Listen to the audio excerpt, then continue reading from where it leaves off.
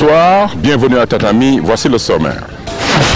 Du judo aux Parcelles Assainies, Jovinam à Keur Massar. Et premier mémorial Cheikh Oumar Tall à Kaolack, ce sera dans cette émission de Tatami. Mesdames et messieurs, bienvenue à ce rendez-vous. Où que vous soyez dans le monde, nous vous disons bienvenue et merci de votre fidélité en regardant la RTS 1, la chaîne leader. Aujourd'hui, nous sommes aux Parcelles Assainies, mesdames et messieurs, pour vous présenter, vous proposer ce tournoi international, nous dit Khalidouba, le responsable à l'organisation, le professeur de cette salle, sous la férule de son père, Gata Amadelba. Alors, une compétition que nous allons vous proposer en partie, en attendant d'aller à Keur Massar pour le Vovinam Viet-Vodao, et ensuite sur ce même chemin, nous allons à Kaolack pour vous proposer ce mémorial Cheikh Oumar Tall. Alors tout de suite, on va vous proposer ces quelques combats.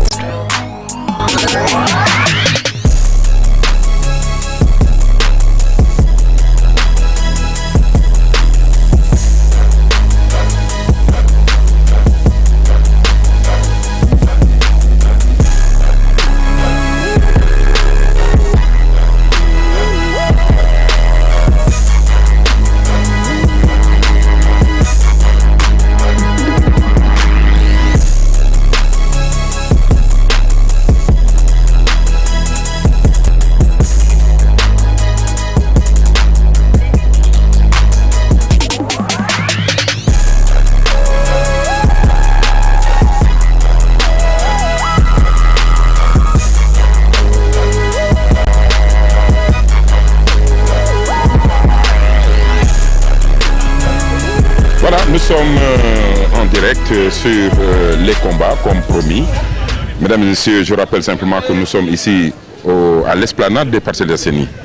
Un bon endroit, un endroit excellent. Et sur le tapis, nous avons les premiers combats de la matinée.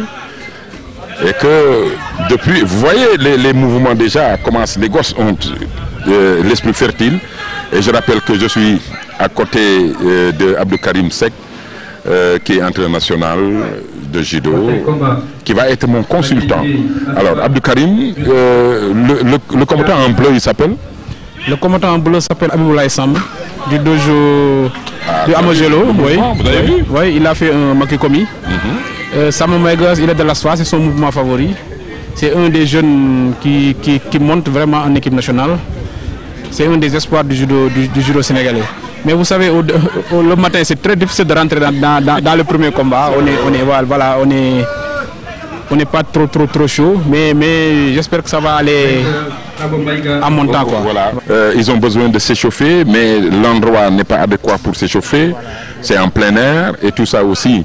Je crois que c'est bien. Moi, ce que je salue par contre, c'est l'organisation de ces tournois par les clubs, qui permet au CNJ ou à la fédération en tout cas de faire beaucoup de compétitions. Oui, en tout cas, même nous, encadreurs de l'équipe nationale, on est soulagés. Ça nous permet d'observer les jeunes chaque samedi. Ça, c'est vraiment extraordinaire. Donc, avec l'organisation des tournois faits par les clubs, ça soulage un peu le CNJ, ça soulage toujours la fédération. Et il y a énormément de compétitions pour les jeunes. Et ça manque. Et surtout que maintenant, les gars sont motivés. Oui, ils sont motivés, ils sont bons.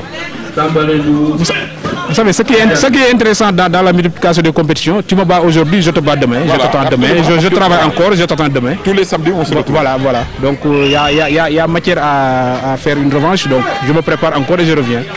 Et ce qui fait qu'à chaque fois, on voit des surprises et c'est bon pour le judo. C'est une belle opportunité. On était au Duc l'autre jour, on a été à Thiès.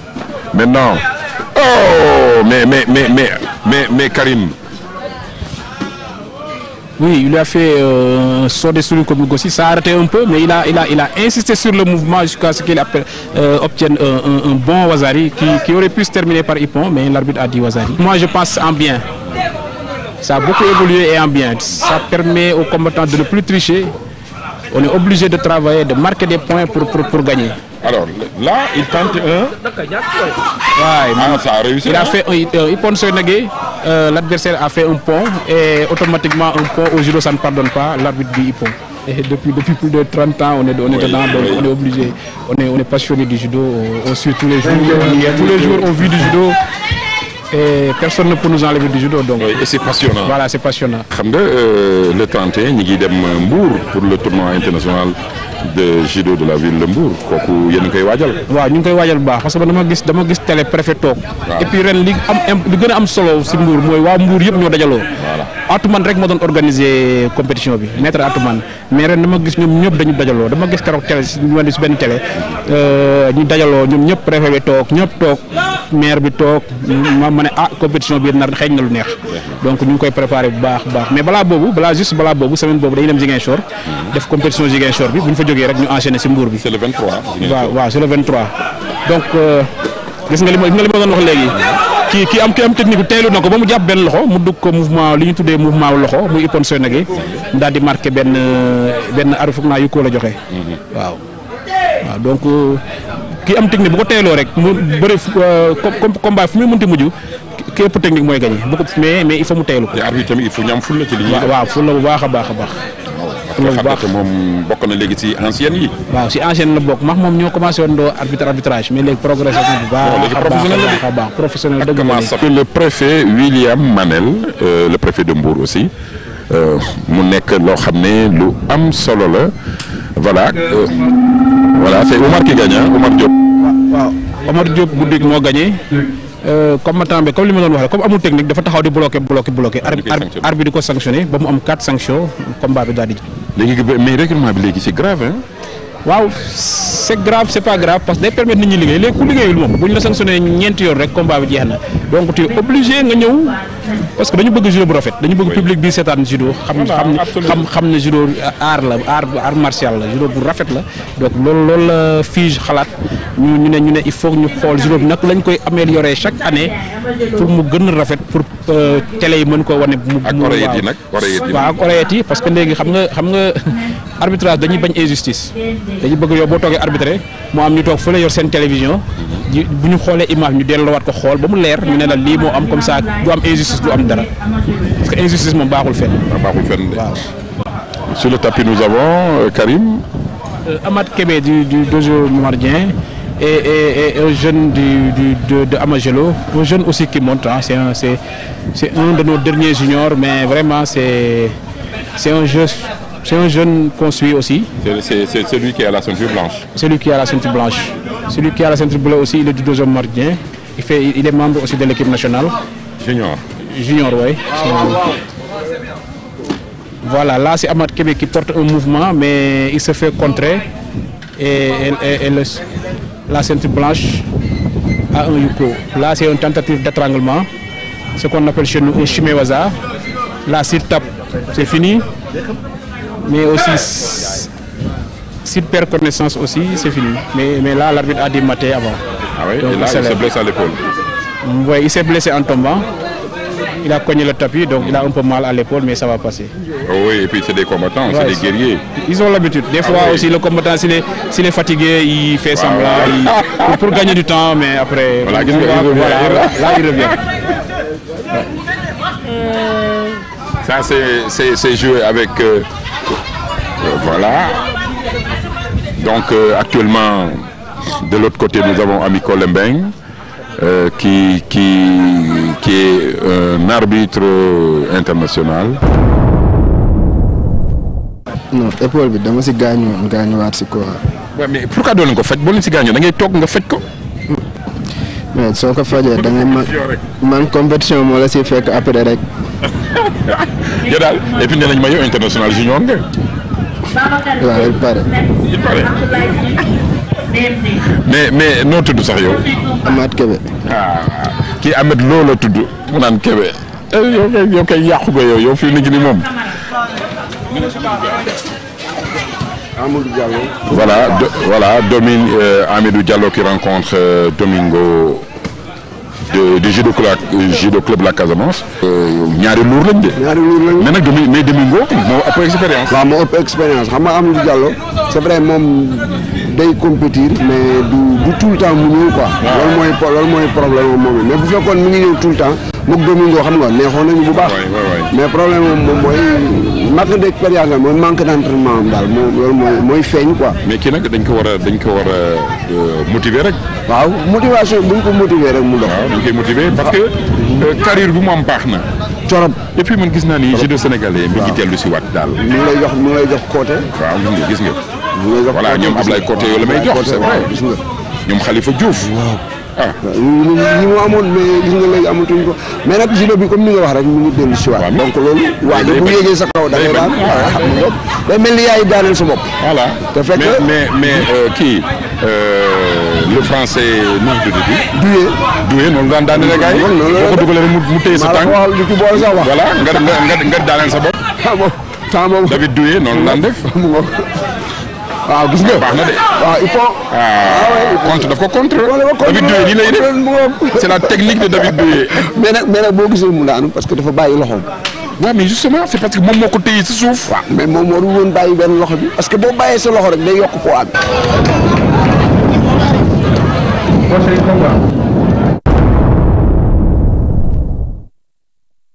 Voilà, Abdou Karim Seck, vous préparez, vous êtes entraîneur national, vous préparez les championnats d'Afrique.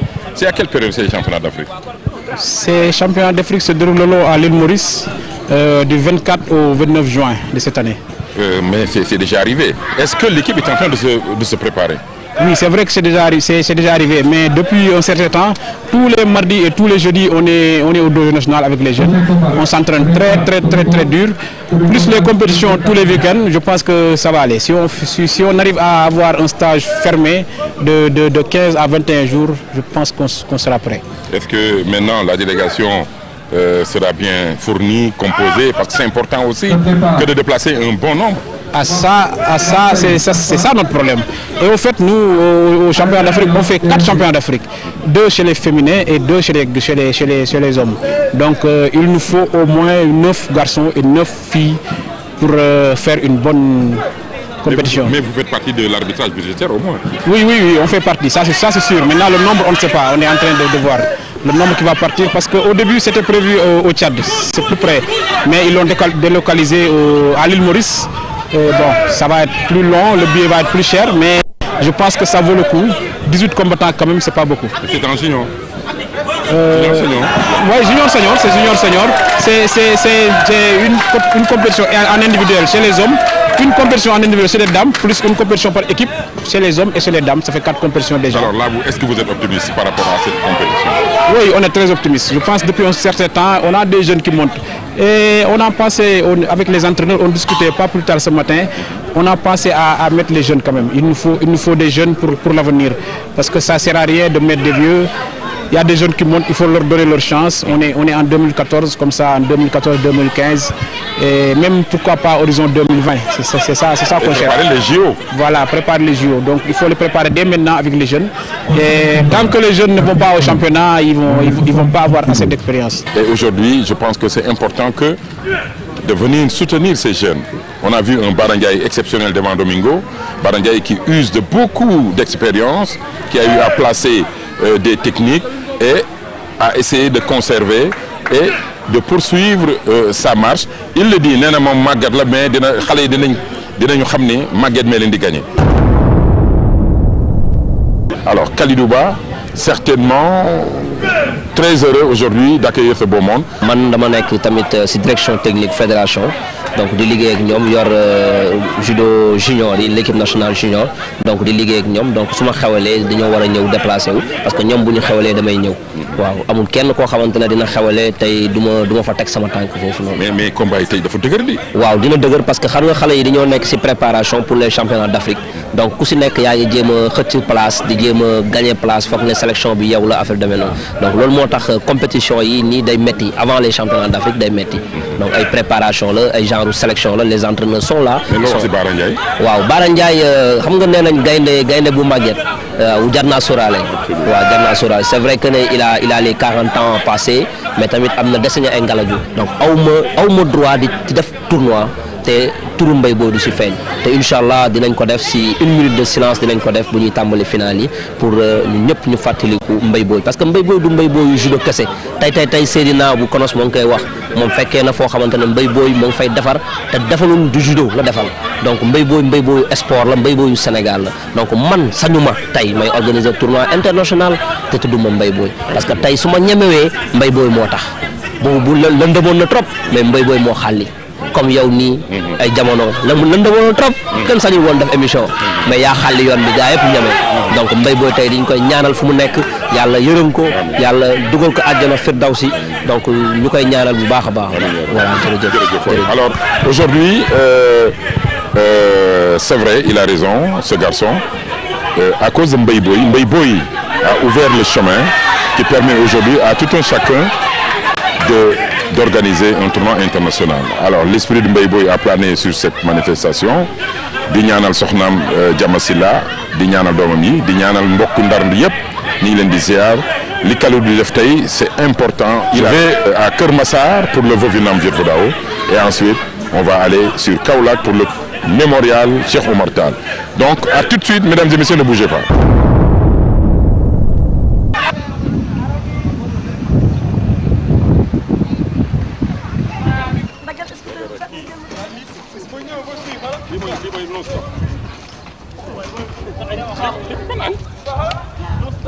Aujourd'hui, Samba Thiam et l'ensemble des Voshing ont voulu rendre hommage à Dahaba Dramé qui s'est consacré corps et âme au Vovinam, au judo, à l'ensemble des arts martiaux du Sénégal. Alors nous sommes avec le responsable Samba Thiam.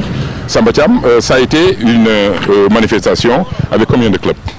Oui, ça a été une manifestation avec 10 clubs de Dakar et de l'intérieur du pays, c'est-à-dire Saint-Louis, Kaolack, Diourbel et Thiès, qui sont venus parce que, vu l'importance de la manifestation, vu l'hommage qu'on rend à ce défunt qui a tout donné pour les arts martiaux, Dahaba a toujours voulu qu'on relève le niveau technique avant les championnats. C'est pourquoi nous avons tenu tout pour le faire. Ensuite, nous tendons vers les championnats régionaux et nationaux. Nous voulons au moins préparer les clubs avant cette phase-là.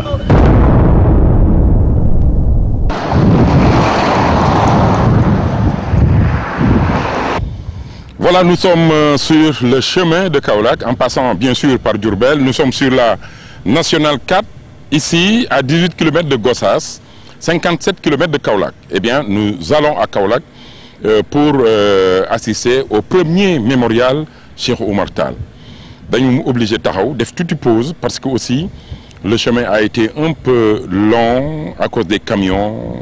Nous serrés, gaay di daw nu leen nexé camions yu bari ci all bi. C'est pourquoi yeen ñi nga xam da ngeen nek ci all bi def leen ndank.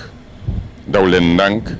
Bàyyi ligne continue yi ngeen di jël di doubler surtout côté Diamniadio c'est vraiment man tey dama waaru dama jaaxle dégg naa accident yu bëri am na si yoon bi dama ne si émission Tatami tey dinaa ko fi wax nañu bàyyi di doubler en 3e position wala yàkkamteeg seytaane ànd ñu ngi nii jëm Kaolack il fait un peu tard c'est vrai mais dinañu fekkee li nga xam ne moom la ñu soxla pour rendre hommage à notre ancien notre doyen notre xarit Cheikh Oumar Tall. Ce mémorial est un mémorial très inédit. Pourquoi inédit? Parce que nous avons beaucoup de sentiments réunis ensemble. La tristesse et la joie. Ce que nous souhaitons, c'est que tout le monde parte d'ici avec la joie et que tout le monde soit prêt pour fêter ça à la prochaine édition. Monsieur Cheikh Oumar Tall, à qui nous avons l'honneur de rendre hommage aujourd'hui, est un icône du karaté sénégalais. Il a formé beaucoup de karatékas, beaucoup de hauts gradés aujourd'hui à travers tout le Sénégal. Et parmi ces élèves, j'ai le plaisir d'avoir un à côté de moi comme entraîneur national de l'équipe comité. li ci am solo mooy Cheikh Omar Tall taar kese la taaru yaram taaru xel taaru xol taar technique nag ndax foo ko tudde rek lu rafet rek moo ne sa bopp man nag li am solo mooy sport dafa am ñaari façon nit sport dafa am champion sport dafa am formateur formateur mooy former champion champion baax na lool waaye dafa limité champion du Sénégal champion d'Afrique champion du monde champion olympique la mën a doon dans le temps champion benn at nga koy doon ñaari at ñetti at mu jeex nga màggat keneen roofu waaye li tax formateur am solo gis ngeen Cheikh Tall bi ñu ñëw ko wax di formé benn nit la ko amoon ñaar ñett ba ñeent man bi ma dugg ci loxoom maay fukki élève ak juróom-ñaareel bu mu formé xool leen lii tey yëpp ci ndiggam la jógee te at mu ne day gën di bare ba mu àdduna tukki ndax ku mu formé da nga formé ay nit ñooñu formé ay nit te amu ci benn xej ak seen ci séeréer la pël la tukkuleur la anglais la arabe la wala lusophone la da ngay formé rek nit teg ci jamono bi. bis bi bés bu màgg la Cheikh Omar Tall man li may retenir ci moom muy rassemblement li nga xam ni man fekkewuma bi fi nekkee mais li ma xam daal mooy bi fi nekkee rassembleur la pour la famille du sport pour les arts martiaux bi fi jógee aussi à travers cet événement bi nga xam ni dañ ko nar a inscrit ci agenda sport ci Kaolack rassembleur la fii ci Kaolack pour ci arts martiaux yi ci sport bi donc maa ngi sant di gërëm ki nga xam ni mooy Afia na moom parrainage événement bu doon yi nga xam ni de dimension nationale la di sant di gërëm famille yi suñ accompagnement bi nga xam ni moom lañu waraloon sport yëpp notamment le karaté. kàddu gi nag moo ko jëlee pour rek remercier ñëpp ñi fi teew au nom de la famille de Cheikh Omar Tall ñoom ñëpp a ngi fi les épouses les enfants les frères ñëpp a ngi fi ñu ngi leen di remercier parrain bi di remercier aussi la plus haute autorité du karaté national et bu ma ko defee j'ai remercié les grands maîtres et élèves qui ont sans nul doute rendu cette soirée très agréable. bi may dem ci Cheikh Tall yaakaar naa ne su ma 8 ans ci laa ñëw wala 10 ans te nag mu jël ma def ma léppam lépp lu mu wax mu ne waaw moo toogee mu ne tax ñëwoo Cheikh daal li ma lay wax yann nekk na koo xam ne ki ku baax la woon te def ci rax def na jar bu njëkk wax daam mu ne naa mu ne ma bu sol mukk noir fii mais pour boo am loo bëgg a wax mu ne naa mu ne ma lépp looy wax te boo ko te ragal ko xamal nekkul ci dëgg lépp loo wax nekk ci dëgg na nga ko def su ma amee daal lenn lu may wax mu wóor na ma ne moom bëggoon na ko ci ñun mooy daf ma doon wax avant man war naa ko indi médaille mondiale ba léegi nag ñu ngi ci liggéey indil nañ ko comme entraîneur mais yaakaar naa aussi bëgg nañu amaat yeneen ñu ko indilaat. yëg naa benn fierté bu rëy bi nga xamee ne xalaat nañ ba ñëw taxawal mémorial bu toll nii pour ku toll ni Cheikh Omar Tall nga xam ne bu ñuy wax karaté moom moo tax Sine Saloum. Tout le monde est venu aujourd'hui pour rendre hommage, un vibrant hommage à Cheikh Omar Tall. Alors j'ai le plaisir d'avoir à mes côtés son épouse kii nag sama mbokk la muy Mamaram Gaye du ma def lu dul laaj ko tey lan la yëg fii ci événement bi nga xam ne moom la ñu def pour rendre hommage à Cheikh Omar Tall. waaw yëg-yëg bu neex daal parce que dama defe woon ni sax Boudo famille Boudo dafa fàtte Cheikh Omar mais bi ma ñëwee fii xool ma ne daal vraiment initiative bi bu baax la réuniraat nañu famille yu karaté et discipline assimilée vraiment dama ci kontaan naa ci suñu xel dal na parce que ñoom gis naa ni dinañu perpétuer li fi Cheikh Oumar Tall bàyyi.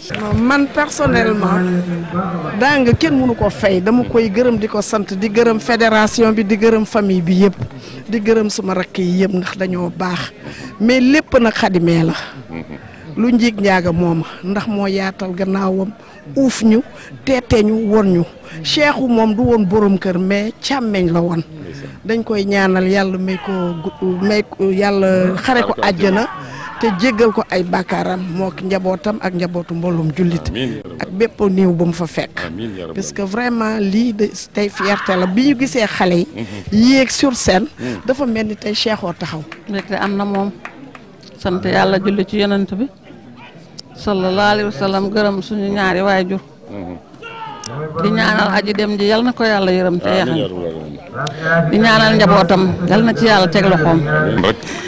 maa ngi leen di remercier ci initiative bi ñu def vraiment man ni sama papa jar na lu ëpp lii parce que lim def ci karaté fii nii gëm naa ni kenn dootu ko fàtte. Je sais que c'était un père exemplaire. sant yàlla. di ko ñaanal rek dañ koy ñaanal. ñu koy ñaanal moom voilà parce que Cheikh dafa nekkoon kenn ci man. moo nekkoon sama wétal moo nekkoon sama àndandoo.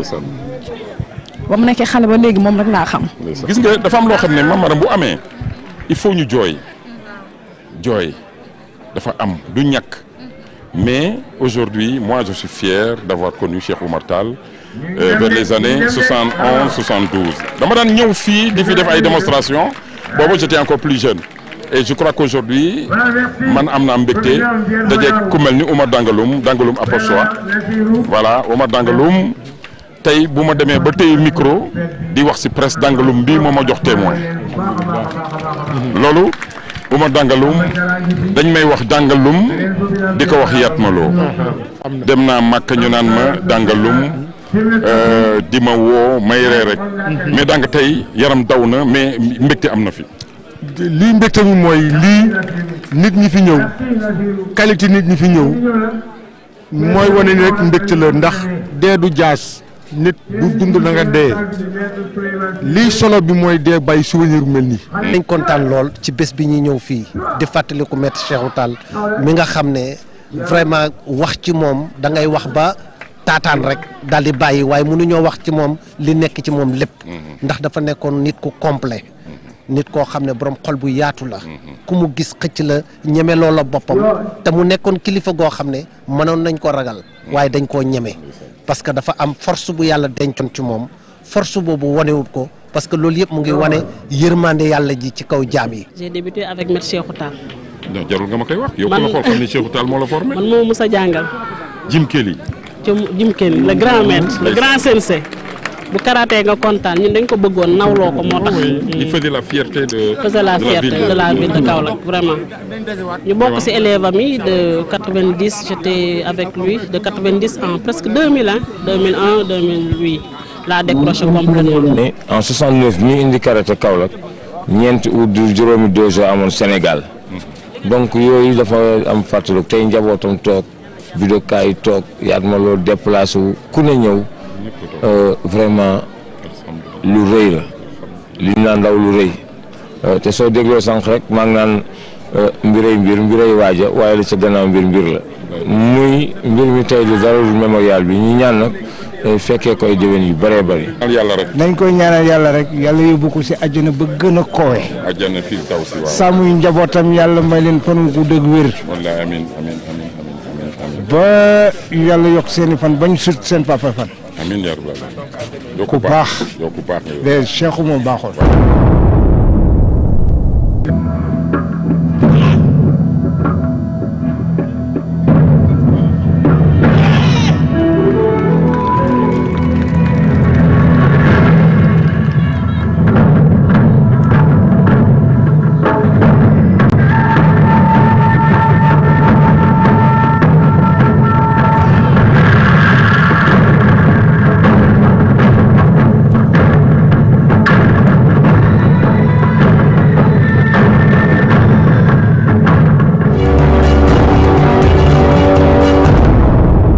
pense que c'est terminé aujourd'hui. Je vais terminer cette émission dans ces conditions, mesdames et messieurs. On va se donner rendez-vous samedi prochain pour un autre numéro de votre émission Tatami. Merci et bonsoir.